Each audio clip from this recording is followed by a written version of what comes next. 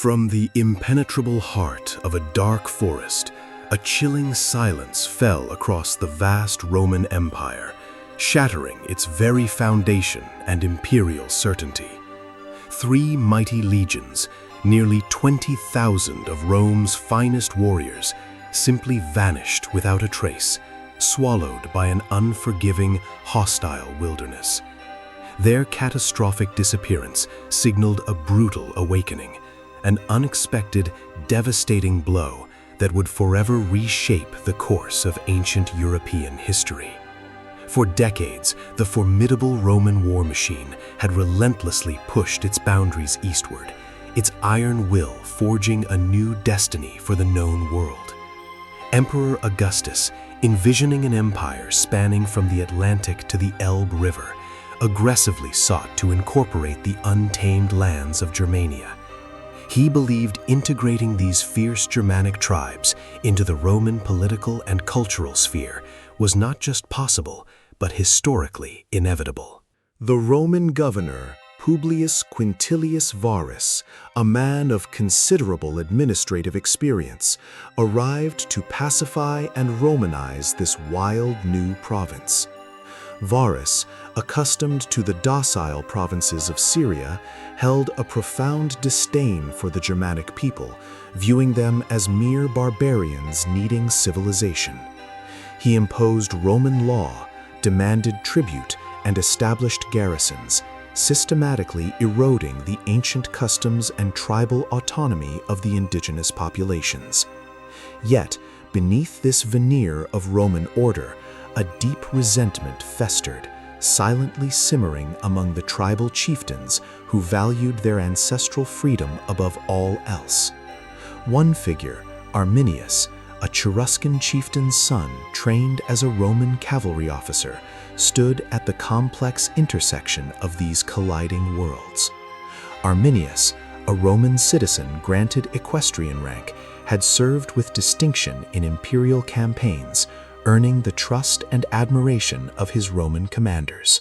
He understood Rome's military tactics, its logistical vulnerabilities, and the profound arrogance that often blinded its most experienced, high-ranking generals. This seemingly loyal ally harbored a secret, burning desire to free his people from the increasingly oppressive grip of the encroaching Roman dominion.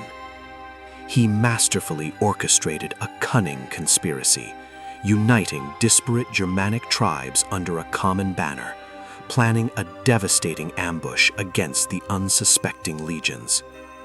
Warnings reached Varus, whispers of impending treachery from loyal Germanic allies, but the governor, blinded by pride, dismissed them as groundless tribal rumors.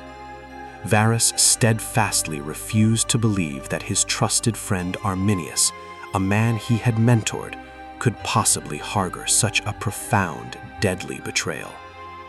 In the autumn of 9 AD, Varus prepared to move his 3 legions, the 17th, 18th, and 19th, from their summer camps to winter quarters near the Rhine. Arminius persuaded Varus to take a detour, a supposedly shorter route through the dense, treacherous forests of the Teutoburg region, promising a swift passage.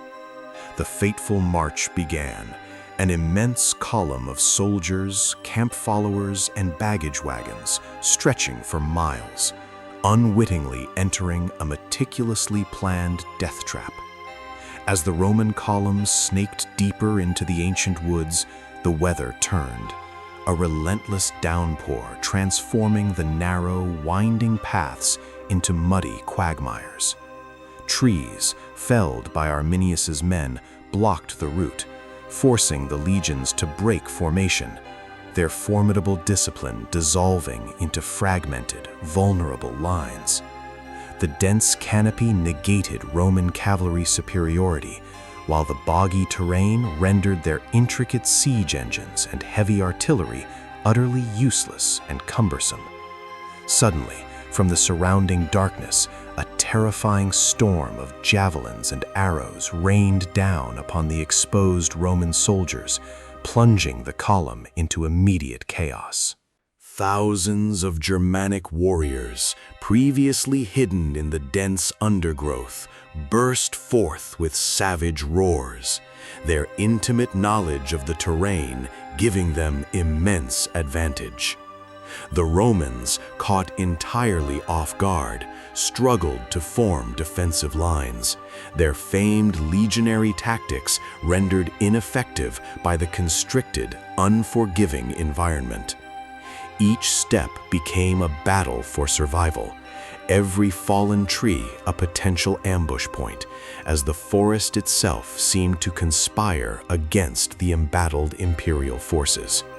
Supplies were lost, communications severed, and the once invincible legions found themselves fighting a desperate, losing battle against an unseen, relentless enemy. Days of relentless, brutal fighting ensued.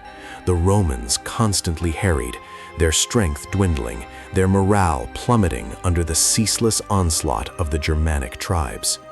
The heavily armored legionaries, exhausted and starving, fought with the stubborn courage for which Rome was renowned, selling every inch of ground dearly. They attempted to construct a fortified camp each night, a brief respite from the relentless attacks, yet even these temporary havens offered little security. Arrows pierced through their shields, axes splintered their helmets, and the screams of the dying echoed through the rain-soaked, blood-drenched ancient forest. Varus, now fully aware of Arminius's betrayal, desperately tried to rally his beleaguered forces, but his commands were lost amidst the deafening sounds of battle.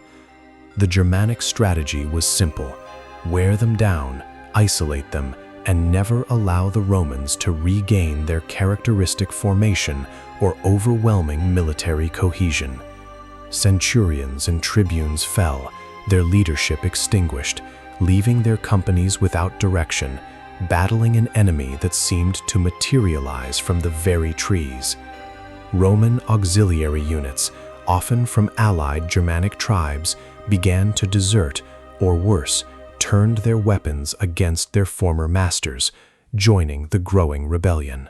Hope, once a beacon for the legions, slowly faded into despair as the realization dawned that escape from this suffocating green prison was utterly impossible.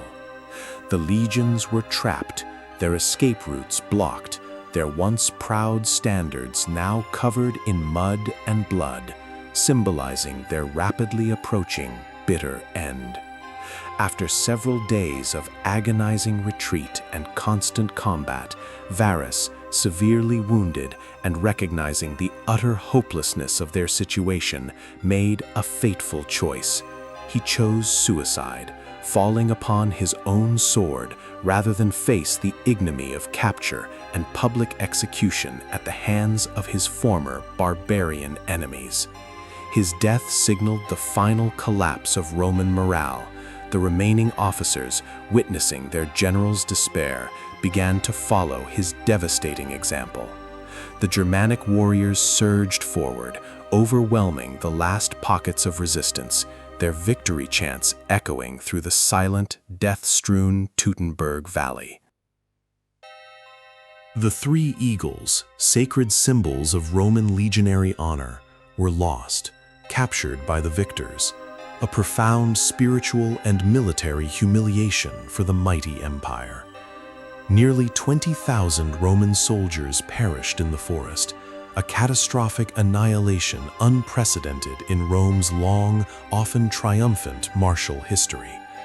It was not merely a defeat, it was an utter massacre, a complete erasure of 3 legions from the official records, leaving an indelible scar on Roman psyche.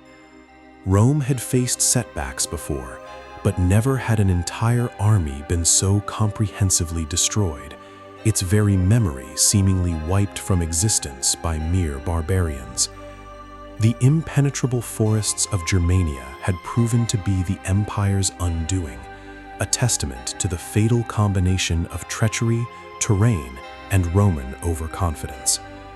Back in Rome, news reached Emperor Augustus, who famously cried, "Quintilius Verus, give me back my legions," a profound anguish echoing through the imperial palace. The empire plunged into a period of profound mourning, a collective shock at the sheer scale of the military disaster and the audacious defiance of Germanic tribes.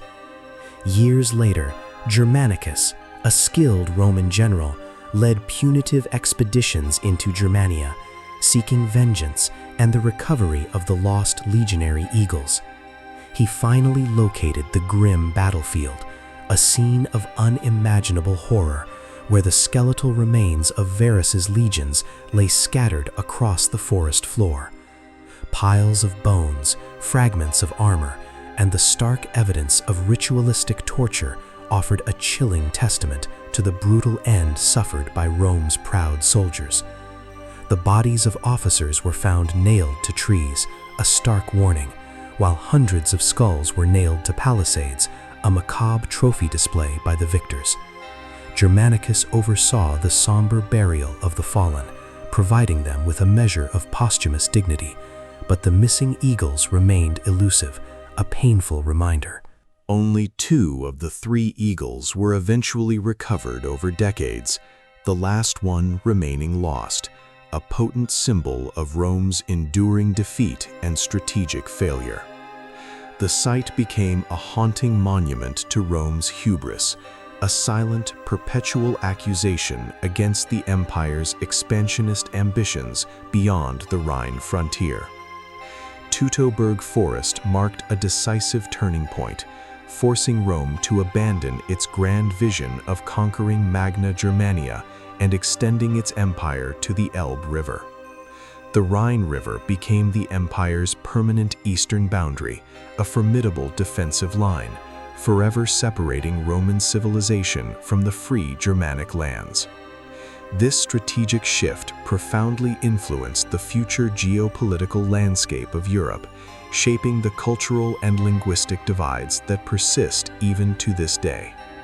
Without the absorption of Germania into the Roman Empire, the subsequent migrations and formation of distinct Germanic kingdoms unfolded quite differently.